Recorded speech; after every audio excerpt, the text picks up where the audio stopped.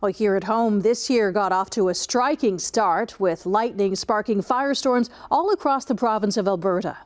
The months that followed were marked by severe weather events, torrential rain, gigantic hail and fierce flooding. Environment Canada's list of the top 10 weather stories was released today. Maria Saru joins us now with more on that story. Maria, what does the list tell us?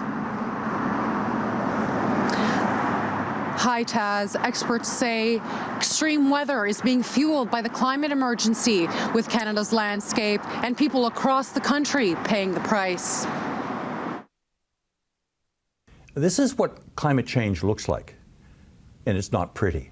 Deadly floods, relentless rain, violent winds, and the worst wildfires this century. The Earth's hottest year on record and Canada's warmest summer of all time led to devastating upheaval from coast to coast. This was Canada's wake-up call. It was the year when everything changed. Environment Canada's list of the top 10 weather stories of 2023 was released today.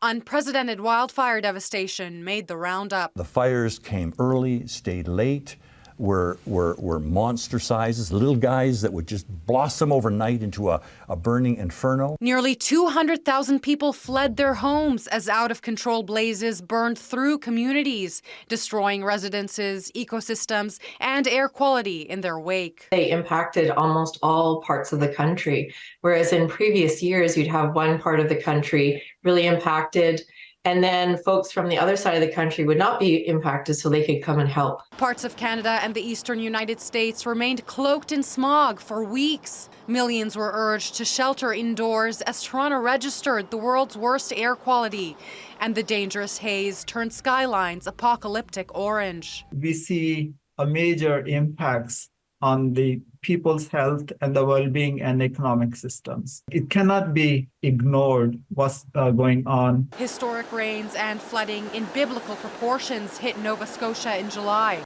The deadly deluge submerged vehicles as rivers overflowed and homes were inundated. 2 children, 1 teen, and a man were killed. Consistently dry weather in the West created catastrophic impacts for everyone from farmers to fish. On the East Coast, the rain started in June and didn't let up, the property loss amounting to $750 million. Rounding out the list are more extreme weather events, including Hurricane Lee, an April ice storm in Montreal and Ottawa, cold spells in a warm year, Quebec's record wet July, as well as a powerful tornado twisting through Alberta on Canada Day.